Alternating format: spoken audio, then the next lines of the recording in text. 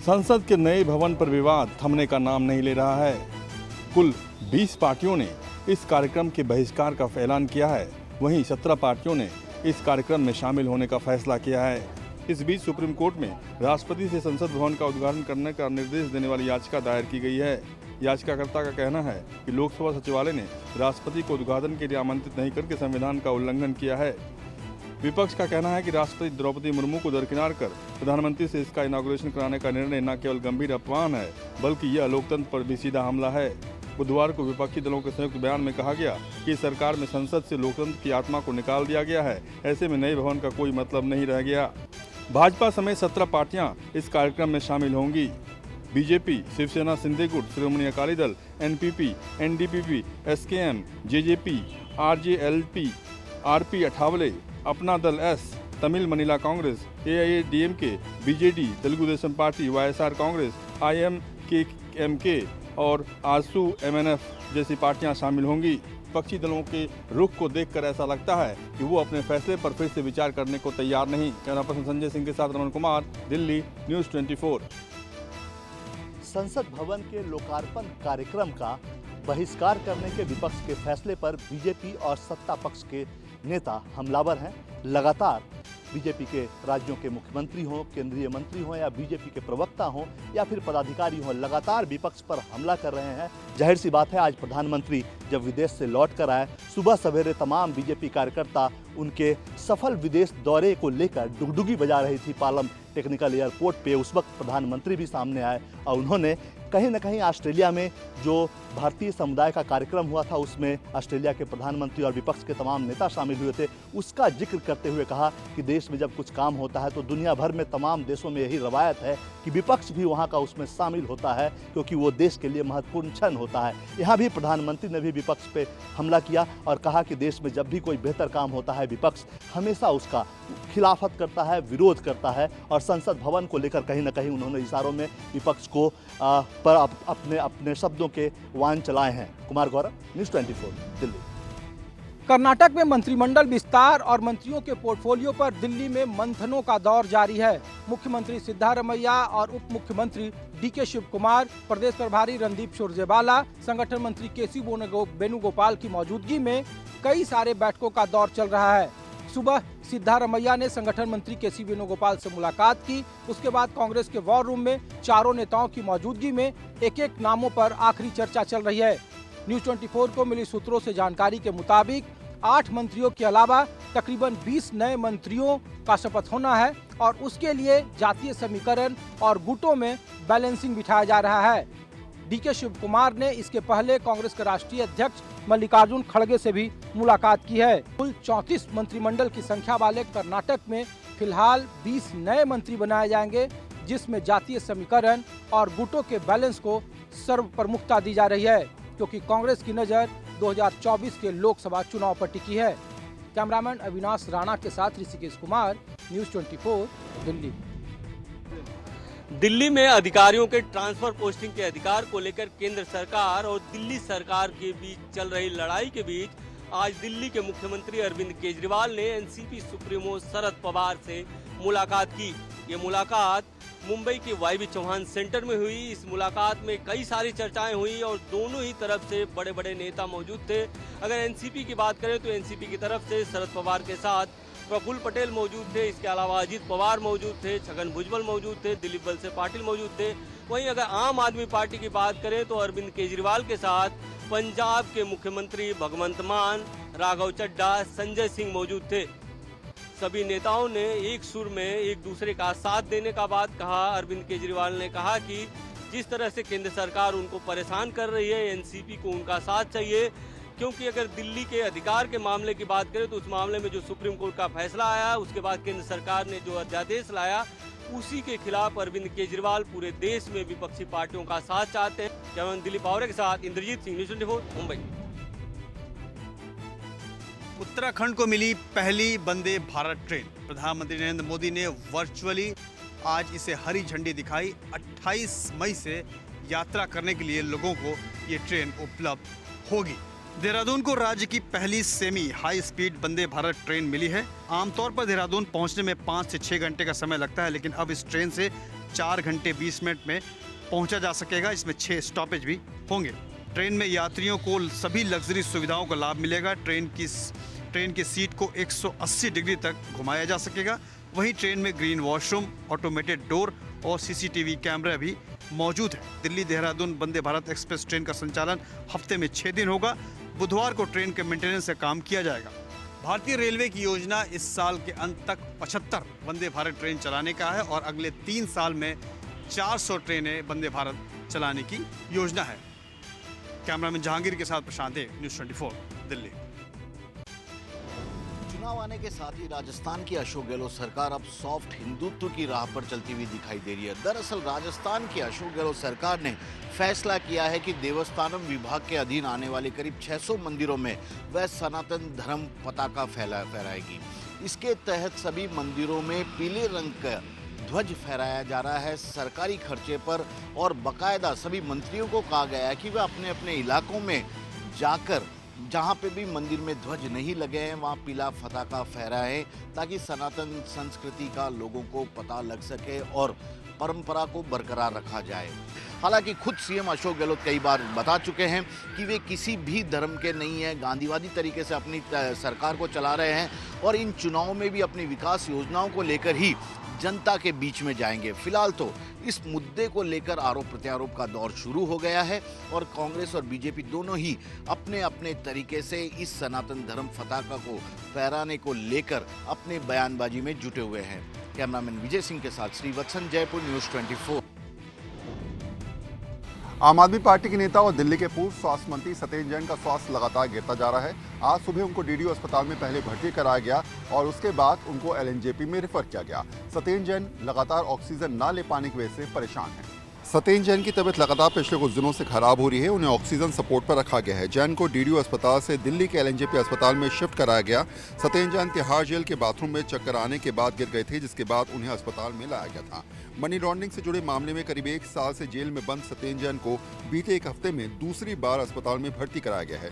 सत्येंद्र जैन की तबीयत खराब होने की खबर के बाद दिल्ली के मुख्यमंत्री अरविंद केजरीवाल ने ट्वीट कर कहा, जो इंसान जनता को अच्छा इलाज, अच्छी सेहत देने के लिए दिन रात काम कर रहा था, आज उस इंसान को एक तानाशाह मारने की पर तुला है। फिलहाल एलएनजेपी अस्पताल के करीब 4 डॉक्टर्स लगातार सत्येंद्र जैन को देख रहे हैं। इसके अलावा ये भी देखा जा रहा है कि उनका ब्लड प्रेशर और ऑक्सीजन लेवल कहीं कम तो नहीं हुआ है। लगातार 2 घंटे के अंतराल के बाद मेडिकल बुलेटिन भी एलएनजेपी अस्पताल की तरफ से जारी किया जाएगा। कैमरा पर्सन भरत रावत के साथ Varun Sinha, news 24।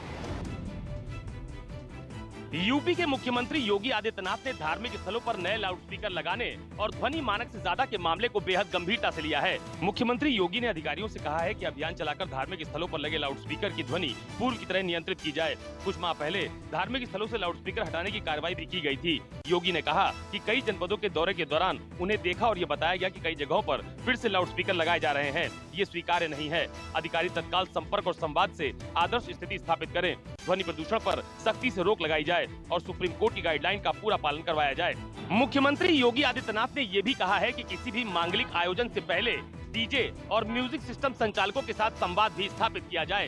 Camera person Sachin Saini के साथ अशोक तिवारी, लखनऊ, न्यूज़ 24। महाराष्ट्र के मुख्यमंत्री एकनाथ शिंदे के नेतृत्व में शिवसेना शिंदे गुट के 13 सांसदों की बैठक हुई। इस बैठक में सांसदों का रिपोर्ट कार्ड देखा गया और लोकसभा की 22 सीटों को लेकर यहां पर चर्चा भी हुई है। बैठक के बाद शिवसेना शिंदे गुट के सांसद राहुल शेवाले ने कहा कि पिछली बार शिवसेना ने 23 उम्मीदवार मैदान में उतारे थे, उसमें से 22 सीटों पर हमारी चर्चा हो चुकी है और वहां पर तैयारी की बात भी कही गई है। यानी साफ है कि शिवसेना बीजेपी में सीट शेयरिंग को लेकर फॉर्मूला तय माना जा रहा है। महाराष्ट्र में लोकसभा की 48 सीटें हैं, इसमें से शिवसेना शिंदे गुट 22 पर और भारतीय जनता पार्टी 26 सीटों पर अपने मैदान में उम्मीदवार उतारने वाली है। उधर शिवसेना यूबीटी के सांसद संजय राउत ने कहा है कि एकनाथ शिंदे के साथ जाने वाले शिवसेना के 13 लोकसभा सांसद में से एक सांसद भी अगला लोकसभा का चुनाव नहीं जीतेंगे। कैमरामैन अंचल सिंह ठाकुर के साथ विनोद जगदाले, न्यूज़ 24, मुंबई।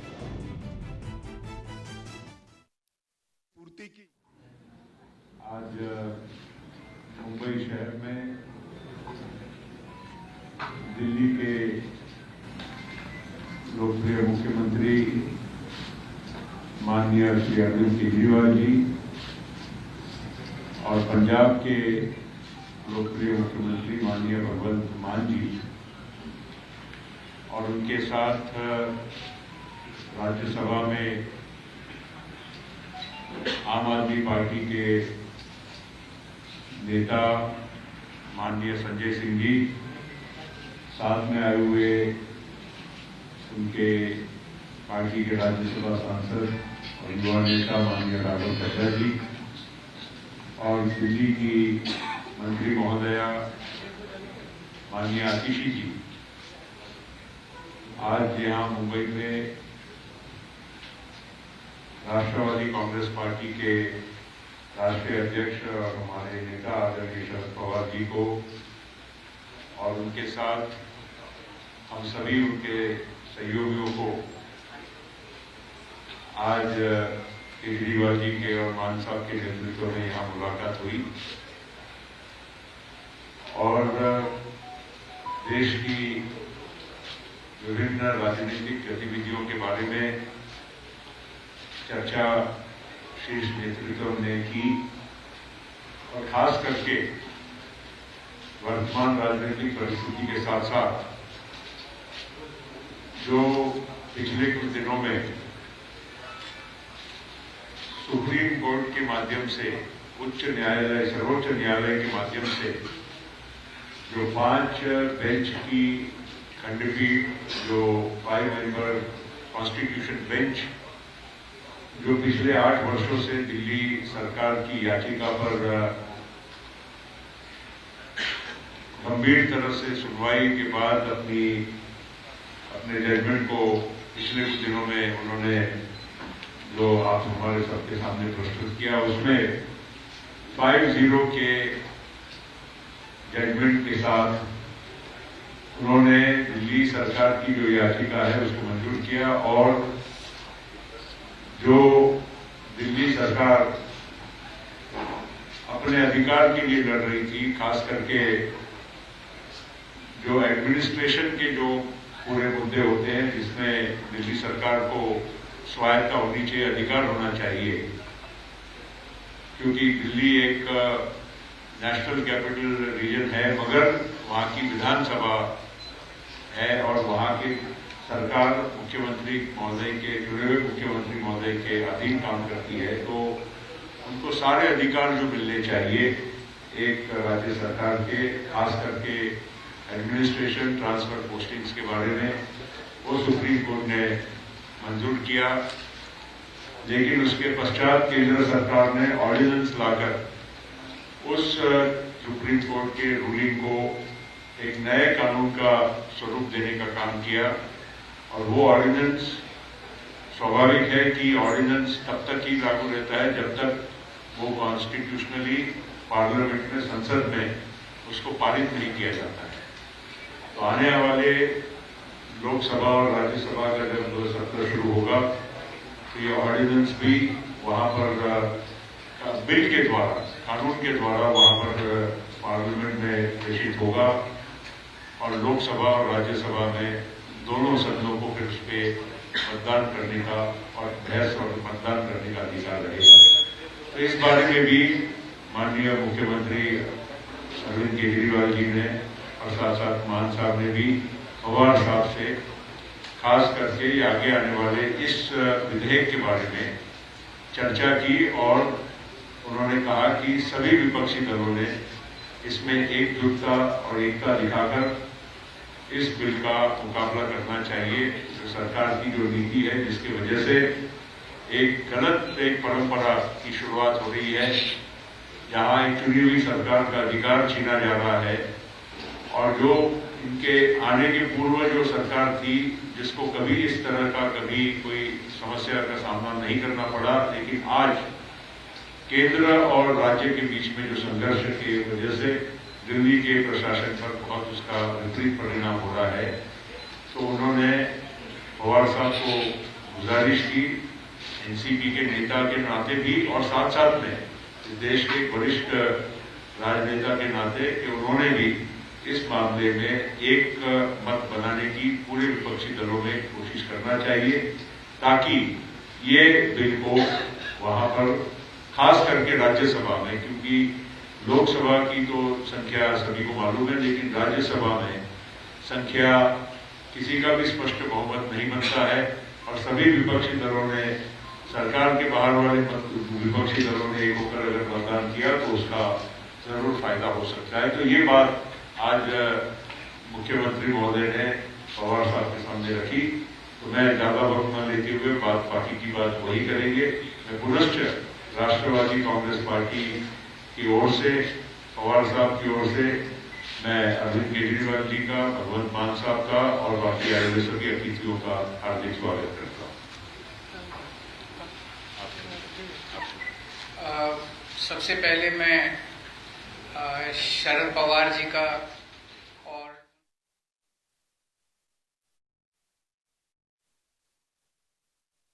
आज मैं भगवंत मान साहब और हमारे सभी साथी शरद पवार जी के साथ और उनकी पूरे सभी नेताओं के साथ यहाँ मिलने के लिए आए थे। आप सब लोग जानते हैं कि दिल्ली के लोगों के साथ बहुत अन्याय हुआ है।